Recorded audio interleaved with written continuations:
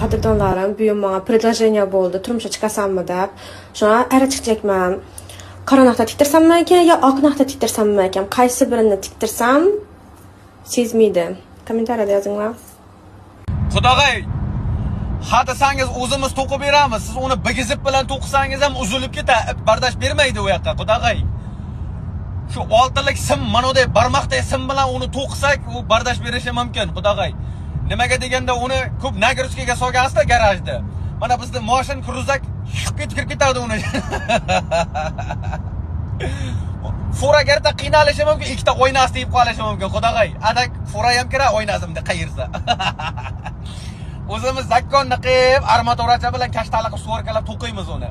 Shu baxtingiz baxmalgil deb ponq etib ochiladi shu birovning qo'lida.